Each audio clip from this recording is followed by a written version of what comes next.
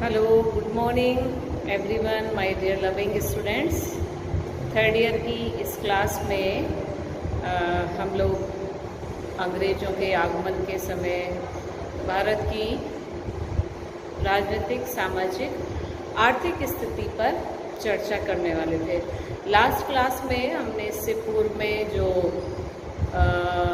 मराठों क्या पानीपत का युद्ध हुआ था between Marathas and Ahmad Shah Abdali in January 1761 and उसके बाद हम पुनः एक बार उसी टॉपिक को कंटिन्यू करते हैं। और उसमें जो हमारा मेन था कि अंग्रेज़ों के समय हमें यहाँ की जो होल कंडीशंस थी, like political, economic and social, religious life, वो सारी चीज़ें हमें डिस्कस करनी थी। तो आज उनमें हम सबसे पहले लेते हैं जो हमारा आर्थिक जीवन है, आर्थिक दशाएं जो हैं। जिस समय अंग्रेज भारत में आए उस समय कंडीशंस क्या थी, आर्थिक स्थिति क्या थी। यदि नॉर्मली हम लोग थोड़ा सा सोचें इस बात को, तो जितने बाह्य आक्रांत आए हमारे यहाँ, वो बाह्य आक्रांता जब भारत में आए तो एक बहुत छोटी सी बात समझनी होगी कि किसी भी देश पर यदि कोई इन्वेडर्स आता है, कोई आउटसाइडर आता है, तो उसकी कोई ना कोई खूबी, उसकी कोई इम्पोर्टेंस, उससे अट्रैक्ट वो हुआ होगा। पहला simple thing. And secondary thing, यदि कोई कंट्री अपना व्यापार वाणिज्य दूसरे कंट्रीज़ में डेवलप करना चाहता है, उससे रिलेशन बनाना चाहता है, उस कंडीशन में भी वो वहाँ अटैक भी कर सकता है, उस क्षेत्र को कैप्चर भी कर सकता है और उस क्षेत्र पर अपनी राजनीतिक सत्ता भी स्थापित कर सकता है, यदि परिस्थितियाँ इस बात के लिए अनुकूल हों कि वह देश किसी दूसरे देश पर अपना आधिपत्य स्थापित कर सकता है। ये कुछ सिंपल सी बातें हैं। हम लोगों ने, क्योंकि जब सेकंड पार्ट हमने वर्ल्ड हिस्ट्री हम लोग पढ़ रहे थे, तो उस वर्ल्ड हिस्ट्री में जो हमने भौगोलिक अनुसंधान पढ़ा था, उसी समय मैंने आपको बताया था कि पुनर्जागरण काल में ये जो चेंज हुआ ड्यू टू रेनेसां, इसके इफ़ेक्ट्स बड़े लॉन्ग लाइफ चलने वाले थे और इन फ्यूचर उन कंट्रीज़ की खोजें हुई जिनके बारे में लोगों को पता नहीं था। और फिर धीरे धीरे एक नई प्रवृत्ति इन यूरोपीय कंट्रीज़ के अंदर जागृत हुई और वो क्या थी आप सभी जानते हैं, औपनिवेशिक प्रतिस्पर्धा। हर यूरोपीय राष्ट्र अपने उपनिवेशों में वृद्धि करना चाह रहा था। ये चीज़ हम लोग डिस्कस कर चुके हैं। तो आज के इस टॉपिक को हम डायरेक्टली अब उसी पर आते हैं कि जिस समय अंग्रेज भारत में आए, फर्स्ट पार्ट हमारा ये चल रहा है, आपको पता ही है। तो जिस समय अंग्रेज भारत में आए उस समय यहाँ की आर्थिक स्थिति क्या थी। तो पहला तो आप सब भली बातें जानते हैं कि हमारा देश कृषि प्रधान देश की श्रेणी में आता है। कृषि प्रधान देश इन द सेंस कि हमारी जो होल अर्थव्यवस्था है वो डिपेंड करती है कृषि पर, निर्भर है कृषि पर। और ये स्थिति आज नहीं, आज तो हमारी डिपेंडेंसी कृषि के साथ साथ और क्षेत्रों में भी है, लाइक हमारे वृहद उद्योग हैं, उद्योग धंधे, व्यापार वाणिज्य, बहुत सारी चीज़ें हैं। लेकिन यदि हम प्रारंभ में देखें, मानव सभ्यता के विकास से देखें, मानव सभ्यता का उद्भव देन विकास, तो उसमें हम ये देखेंगे कि इनिशियल स्टेज पर कृषि और पशुपालन ये मानव के जीवन निर्वाह का प्रमुख साधन थे और यही प्रमुख व्यवसाय के रूप में जाने जाते थे। और क्योंकि आप फर्स्ट ईयर में मानव सभ्यता का उद्भव, विकास एंड पतन, ये सब पढ़ के आए तो आपको ये भी पता होगा कि कृषि कैसे स्टार्ट हुई। जो मनुष्य जंगली जानवर की भांति जीवन यापन करता था, कैसे वो विकसित होते हुए उस अवस्था तक पहुंचा। उसने ग्रुप में रहना स्टार्ट किया, देन उसने आवास बना के रहना स्टार्ट करा, फिर जो कच्चा मांस खाता था उसके बाद जब अग्नि का आविष्कार हुआ तो मांस पका के खाने लगा और धीरे धीरे वो कृषि तक पहुंच गया अपनी इस विकसित अवस्था में। तो जब भारत में अंग्रेज आए उससे पहले 1526 टू 1857 मुगलों का शासन रहा। अंतिम मुगल बादशाह थे जो 1857 के स्वतंत्रता संग्राम में अपना नेतृत्व प्रदान कर रहे थे स्वतंत्रता सेनानियों को, क्योंकि जो मेरठ से सैनिकों की मेरठ छावनी में ये स्टार्ट हुआ था 1857 का विप्लव, और फिर वहाँ से सैनिक या उपद्रवी जो थे वो सीधे बहादुर शाह जफर के पास आए एंड उन्होंने रिक्वेस्ट करी बहादुर शाह जफर को कि इस विद्रोह का नेतृत्व वो संभालें। इसका मतलब ये होता है कि 1857 तक यदि हम देखें तो भारत में जो वैध शासक था वो मुगल बादशाह ही था। तो एक लंबा समय मुगलों ने भारत पर शासन किया था।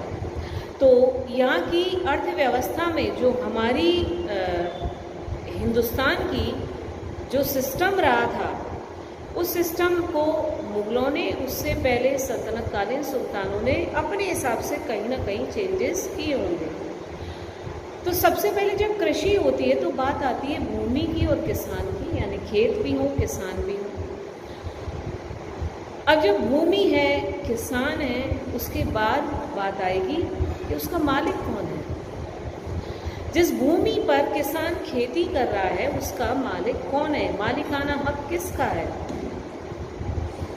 तो चूंकि ये समय जो था जिस समय अंग्रेज भारत में आए, शासन मुगलों का था, और मुगल शासन में यदि हम बात करें तो भूमि का 2 भागों में विभाजन था। मतलब टाइप्स ऑफ लैंड जो थी 2 टाइप्स थे, खालसा एंड गैर खालसा। सेकेंड ईयर में खालसा शब्द कई बार आया, खालसा और गैर खालसा। खालसा भूमि किसे कहते थे? जिस भूमि पर सीधा सरकारी नियंत्रण होता था उसको खालसा भूमि कहा जाता था, और जो सरकार के नियंत्रण से मुक्त थी उस भूमि को हम गैर खालसा भूमि के श्रेणी में रखते थे। तो स्वाभाविक है कि ये 2 भूमि जो थी, भूमि के प्रकार जो थे, इस विभाजन के पीछे कहीं ना कहीं मुगल बादशाहों का कुछ आर्थिक लाभ की उनकी इच्छा रही होगी, इसलिए ये विभाजन किया गया था।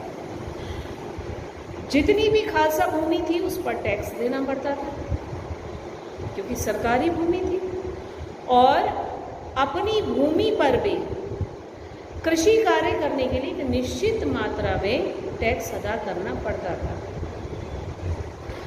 तो जो लोग माल गुजारी, टैक्स या भूमि कर या लगान जो किसान सरकार को देते थे, जब तक देते रहते थे तब तक वो भूमि के मालिक हुआ करते थे।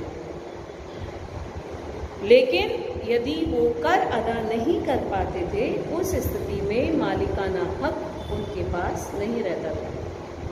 लेकिन जब तक वो टैक्स देते रहते थे तब भी उनके पास ये अधिकार नहीं था कि वो अपनी भूमि को किसी और को बेच सके। तो इस तरह से जो किसान है, और वास्तव में यदि हम देखें भूमि का मालिक किसान ही होता है, क्योंकि वही उस पर मेहनत करके परिश्रम करके पैदावार हमें देता है, जिससे इस पृथ्वी पर रहने वाले मानवों का और साथ साथ अन्य कई पशु आदि जीवों का भरण पोषण होता है। तो इस दृष्टि से जो मालिक है वो किसान होने चाहिए थे।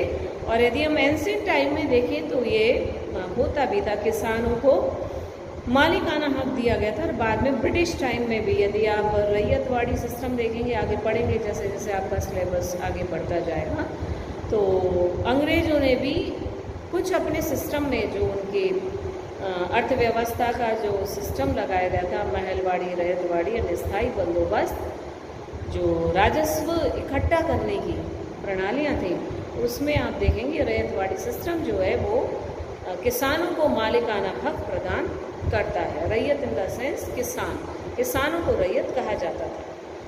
तो ये प्रोफेसर सिद्दीकी हैं, उनका ये मानना है कि किसानों को किसी भी कंडीशन में अपनी ज़मीन को बेचने का अधिकार नहीं था। फिर किसानों का एक वर्ग था जिसे मोरूसी कहा जाता था। इसको याद भी रखिएगा, मोरूसी। छोटे क्वेश्चन के लिए आप इसको तैयार कर सकते हैं। देखिएगा, मोरूसी किसानों का एक वर्ग था जिन्हें विभिन्न अधिकार प्राप्त थे। इन्हें दखलदारी का अधिकार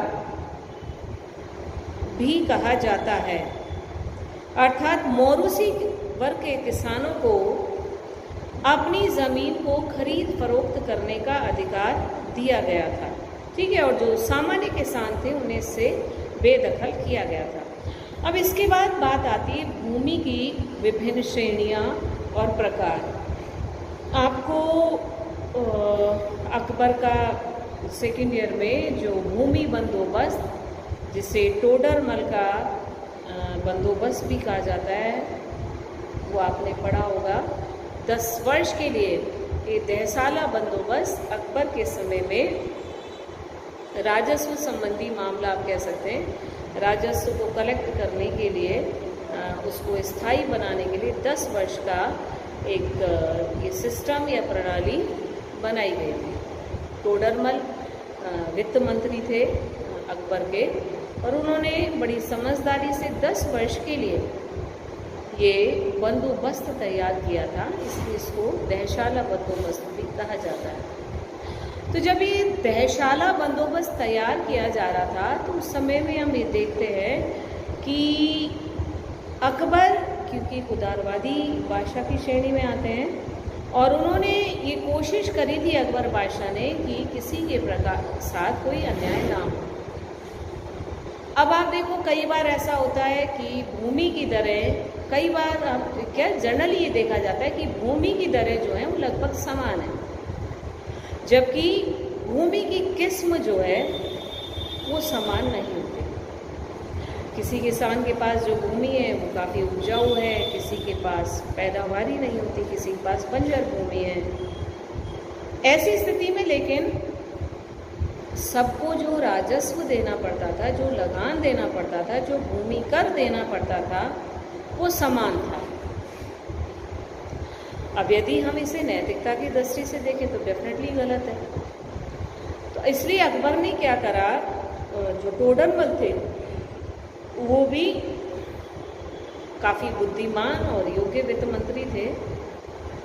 तो सर्वप्रथम उन्होंने क्या किया कि इस प्रकार का न्याय किसी को ना झेलना पड़े, भूमि का वर्गीकरण किया। और ये वर्गीकरण आपको याद भी होना चाहिए, क्योंकि हमने छोटे क्वेश्चन के लिए भी कहा था भूमि का वर्गीकरण अकबर के समय में जो किया गया था उसके सारे प्रकार। तो सबसे पहला पोलज, पड़ती, चाचर और बंजर, ये 4 टाइप की भूमियाँ बनाई गई थी। याद आया कुछ? पोलज, पड़ती, चाचर और बंजर। इसमें जो पोलज टाइप की भूमि थी वो सबसे ज़्यादा उपजाऊ भूमि थी। पड़ती, और हर साल पोलज पर खेती की जाती थी। जो पड़ती थी उसे 1-2 वर्ष के लिए छोड़ दिया जाता था, फिर उस पर जुताई का काम किया जाता था। और चाचर को 4 से 5 वर्ष, और बंजर भूमि को 5 से 10 वर्ष के लिए बिना खेती के रखा जाता था, ताकि उपजाऊ बनाया जा सके। तो इस तरह से भूमि का जो वर्गीकरण किया गया था उसका मेन उद्देश्य था कि एक तो अधिक से अधिक, कई भूमि ऐसी थी जो खालसा के अंतर्गत नहीं आ रही थी, कई भूमि को जो उपजाऊ थी लेकिन फिर भी अनैतिक तरीके से उसको बंजर भूमि में शो कर रखा था ताकि उसको राजस्व ना देना पड़े। कई कंडीशंस ऐसी थी। तो ये भूमि का वर्गीकरण था और फिर उसको 3 श्रेणियों में और विभाजित किया गया था, अच्छी, मध्यम और खराब। और फिर इसी आधार पर जो कुल उपज होती थी उस कुल उपज का सभी प्रकार की भूमि से औसत निकाल करके लगभग 2/5 भाग राजस्व के रूप में वसूल किया जाता रहा था। अब इसके बाद कृषि का तरीका और फसलों की बात हम करें। कृषि का जो हमारा तरीका है वही जो हमारी पुरातन पद्धति है वो चली आ रही थी। कुछ चेंजेस अवश्य हुए, कुछ वैज्ञानिक ढंग से भी। जैसे आप देखो अकबर है और अकबर का पूर्वगामी अग्रज शेरशाह सूरी को कहा जाता है, उसने भी इस ओर विशेष ध्यान दिया था। और इसके अलावा आप यदि एक बार सल्तनत काल में जाएंगे तो जैसे फिरोज शाह तुगलक है, उसने नहरों का निर्माण करवाया था। मोहम्मद बिन तुगलक ने कृषि को बढ़ावा देने के लिए दीवाने गोही विभाग की स्थापना की थी। तो इस तरह से अपने अपने समय में कुछ शासक और सुल्तानों ने कृषि को नवीन ढंग से, नवीन पद्धति से विकसित और डेवलप करने का प्रयास किया था। और समय समय पर परिवर्तन हमें देखने को मिलते हैं। वैज्ञानिक ढंग से कृषि पर बल दिया जाने लगा था ताकि उत्पादन में वृद्धि हो सके। एक अच्छा प्रोडक्शन जब हमें प्राप्त होगा तो नेचुरली उस पर राजस्व अच्छा कलेक्ट होगा, देन हम व्यापार भी अच्छा कर पाएंगे और उससे संबंधित अच्छे उद्योग भी हम डेवलप कर पाएंगे। तो इसलिए कृषि की महत्ता अधिक थी। तो कृषि को नवीन तरीकों से किया जाने लगा, कृषि के क्षेत्र में नवीन प्रयोग किए जाने लगे और वैज्ञानिक पद्धति का प्रयोग होने लगा। फिर अब फसलें कौन कौन सी उगाई जाती थी? तो एक तो 2 टाइप्स ऑफ वो है हमारे फसल, जैसे खरीफ एंड रबी। तो आई थिंक ये जो सीज़न चल रहा है अगस्त सितंबर, ये टाइम में जो हमारी फसल इस समय खेतों में खड़ी है वो खरीफ की फसल के अंतर्गत आती है, जिसमें आपका ज्वार, बाजरा, मक्का एंड तिलहन, दलहन, ये चीज़ें इसमें। और रबी की फसल हमारे जो अक्टूबर नवंबर में जिसकी बुवाई की जाती है, मार्च अप्रैल उसकी फिर कटाई का कार्य किया जाता है। तो यहाँ की जलवायु के अकॉर्डिंग ही स्वाभाविक है यहाँ पर जो फसलें हैं वो तैयार की जाती थी। और उसमें यही गेहूँ, जौ, बाजरा, चावल, धान, तिलहन, दलहन, मटर आदि।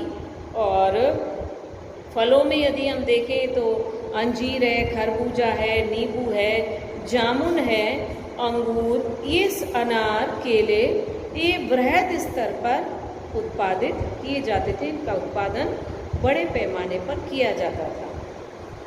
अब इसके बाद हम बात करते हैं। आप देखो कई बार कंडीशन ये देखने को आती है, शुरू से आप देखो कभी भी, चूँकि भारतीय कृषि जो है वो मानसून पर डिपेंडेंट है, टोटली 100% मानसून पर ही भारत की कृषि निर्भर है। मानसून का क्या कहें, हमारा IMD फेल हो रहा है, इंडियन मेट्रोलॉजी डिपार्टमेंट जो है वो भी कई बार फेल हो जाता है। बारिश बताते हैं तो धूप निकल आती है, धूप बताते हैं तो बारिश हो जाती है। और अभी भी यदि हम देखें ये टाइम, तो इस सीज़न में न्यूज़पेपर में आपने पढ़ा होगा, कई अगस्त के मंथ में ये जो गर्मी फील हो रही है, जो हीट फील हो रही है, उसकी 6-6, 7-7 साल के रिकॉर्ड टूटे। आज भी न्यूज़पेपर में देखा कई डिस्ट्रिक्ट्स में इन राजस्थान। तो मौसम विभाग भी इस मानसून के आगे 100% सच सिद्ध नहीं होता। तो ऐसी स्थिति में आज मौसम विभाग है तो हम पता नहीं लगा पाते, तब ऐसी व्यवस्थाएं भी नहीं थी। तो चूँकि हमारी कृषि मानसून पर आधारित है, निर्भर है, तो स्वाभाविक है यदि बारिश अच्छी हो गई तो उत्पादन अच्छा होगा, फसलें अच्छी होंगी। और दो परिस्थितियां और होती हैं, अतिवृष्टि, अनावृष्टि, अकाल, तीसरी स्टेज कंडीशन। ये तीनों ही जो है वो कृषि के लिए उचित नहीं माने जाते। सूखा पड़ गया, अकाल पड़ गया तो भी बेकार है, बहुत अधिक बारिश हो गई वो भी बेकार है। तो ऐसी स्थिति में कभी अकाल पड़ जाए, अनावृष्टि या अतिवृष्टि के कारण फसलें खराब हो जाएं, तो उस स्थिति में जैसे आपने एंशिएंट पीरियड में हमारे भारतीय शासकों को पढ़ा होगा कि अकाल आदि के समय सरकार द्वारा किसानों को फाइनेंशियल सपोर्ट किया जाता था, अच्छी किस्म के खाद बीज उन्हें प्रोवाइड कराए जाते थे। सेम कंडीशन देखें, अधिकांश मुगल बादशाहों ने इस तरह की फैसिलिटी भारतीय किसानों को प्रदान की थी, चाहे वो इस लालच में की हो कि यदि हम ये नहीं करेंगे तो उत्पादन जो हमारे लिए आ रहा है वो नहीं हमें प्राप्त हो पाएगा। कुल मिलाकर के किसानों को, जैसे वर्तमान में भी हमारी भारतीय सरकार है, स्टेट गवर्नमेंट्स जो हैं वो किसानों को फसल बीमा आदि योजना चला करके सहायता प्रदान करती हैं। तो जिस समय अंग्रेज भारत में आए उन्होंने देखा कि आर्थिक स्थिति के अंतर्गत यहाँ यदि अकाल, अतिवृष्टि, अनावृष्टि जैसी कंडीशन हो जाती है तो किसानों को सरकार की ओर से सहायता प्रदान की जाती है। अब किसान कृषि से जुड़े हुए प्रमुख तत्व है। कृषि, किसान नहीं होगा तो कृषि नहीं होगी, इसलिए शायद दोनों जो है वो क अक्षर से रिलेटेड है, क्योंकि दोनों का संबंध है, एक दूसरे के बिना अधूरे हैं। किसानों की स्थिति की यदि हम बात करें, जब तक सहायता किसानों को प्रॉपर मिलती रहेगी और सरकार अपना पूरा सहयोग करेगी, मतलब चाहे वो राजतंत्र हो, लोकतंत्र हो, किसी में भी, तो किसानों की स्थिति अच्छी रहेगी। यदि मान लीजिए किसी समय में कम पैदावार होती है और राज्य द्वारा उसको हेल्प की जाती है तो उसकी स्थिति अच्छी होगी। बहुत कम चांसेस होते हैं कि 4-5 साल तक कंटिन्यू अकाल आदि पड़ते रहे। तो अब आप देखिए, डॉक्टर कुरैशी हैं, उनका मत है कि मुगल काल में किसान खुशहाल थे और अपनी सभी आवश्यकताओं की पूर्ति वो आसानी से कर लिया करते थे। असली अच्छी किस्म की फसलें उगाते थे, गेहूँ है आपके, वही चावल वावल, इनका भरपूर मात्रा में उत्पादन होता था और इसलिए बड़े पैमाने पर इनका निर्यात भी किया जाता था। लेकिन वहीं आप देखिए, पेलसार्ड नामक पाश्चात्य विद्वान हैं, उन्होंने डॉक्टर कुरैशी के इस मत का खंडन किया है और उन्होंने ये कहा है कि कई बार स्थिति ये हो जाती थी बिहार में, जहाँ आज भी बहुत गरीबी है, बिहार में केसरी दाल खाकर के ही किसानों को अपना जीवन यापन करना पड़ रहा था। कुपोषण के शिकार थे क्योंकि उनको पौष्टिक तत्वों से भरपूर पौष्टिक भोजन प्राप्त नहीं होता था, रोग ग्रसित थे। तो पेलसार्ड ने कुरैशी के मत का पूर्णतः खंडन किया है और वहीं पर आप देखिए डॉक्टर सिद्दीकी हैं, उनका ये मानना है कि मुगल कालों में किसानों की स्थिति संतोषप्रद नहीं थी। कई बार हम ये देखते हैं कि कुछ एक स्थानों को देख ले, जैसे मान लीजिए हम ये मानते हैं कि अकबर एक अच्छा बादशाह था, बट हम वो भी देखें, जरूरी नहीं कि उसके सारे अधिकारी जो हैं वो भी अच्छे ईमानदार हों। एंड सेकेंडरी थिंग कि दिल्ली और आसपास के क्षेत्र तक ही, आगरा दिल्ली जो ये क्षेत्र था, आगरा राजधानी रही थी उस समय, तो उस आसपास के क्षेत्रों में ही शायद बादशाह अकबर की दृष्टि हो। इंडिया का क्षेत्रफल बहुत बड़ा है, तो एरिया वाइज यदि हम देखें तो हो सकता है, अभी जैसे बिहार का ही उदाहरण पेलसार्ड ने दिया है, तो ऐसे बहुत सारी जगह हैं जहाँ आउट ऑफ अप्रोच एरियाज रहे हों और वहाँ पर यदि हम किसानों की स्थिति देखें तो निश्चित रूप से कह सकते हैं कि संतोषप्रद नहीं रही होगी। लेकिन ऑल ओवर यदि हम इसका एवरेज करते हैं तो समय समय पर ये ध्यान भी रखा जाता था कि किसानों को सहायता भी प्रदान की जाए जब किसान आपत्तिजनक स्थिति में हो। और इसका अकबर का यदि हम पीरियड छोड़ते हैं, आप अकबर के बाद जो जहांगीर शाहजहाँ, देन शाहजहाँ का उत्तराधिकारी औरंगजेब, उसके समय में आप देखिएगा जाट और सतनामियों ने विद्रोह भी किए थे। आप यदि मोहम्मद बिन तुगलक के समय देखें तो दोआब का जो समृद्ध क्षेत्र माना जाता था, वहाँ पर भी विद्रोह हुआ था किसानों के द्वारा। तो ऐसे बहुत सारे एग्जाम्पल्स आप सल्तनत काल में, मुगल काल में देख सकते हैं, जहाँ हम ये मानते हैं कि किसानों के लिए अच्छी फैसिलिटीज़ प्रोवाइड करने के लिए एक सिस्टम बनाया गया था। बट हर बार ये पॉसिबल नहीं था कि हर किसान को वो फैसिलिटी मिली हो। फिर अधिक टैक्सेशन जो था वो प्रोसेस, उससे किसान दुखी थे। फिर जो राजस्व अधिकारी थे वो परेशान करते थे। तो किसानों को कई तरीके से टॉर्चर किया जाता था। संभवतः इसलिए जो जैसे सिद्दीकी लिखते हैं कि किसानों की दशा अच्छी नहीं थी, तो शायद उनका ये मत जो है इन कंडीशन में सच हो कि भाई औरंगजेब के समय में ये विद्रोह है, वो इस चीज़ को शो करते हैं। अधिकारी यदि ईमानदार नहीं है तो किसानों की स्थिति खराब होगी। दोआब का उदाहरण ले सकते हैं, ऐसे कई उदाहरण हैं। तो निश्चित रूप से जो सिद्दीकी का मत है वो सही प्रतीत होता है। आज की इस क्लास को यहीं विराम देते हैं। फिर इसके बाद व्यापार वाणिज्य है आपका, उसको हम देखेंगे। विदेशी व्यापार था, उस संबंध में हम इस क्लास को लेंगे। नेक्स्ट क्लास में इसको कंटिन्यू करेंगे। तब तक के लिए आप सभी का बहुत बहुत धन्यवाद, आभार, और पढ़ते रहिए और अपने ज्ञान में वृद्धि करते रहिए। Thank you so much to all of you.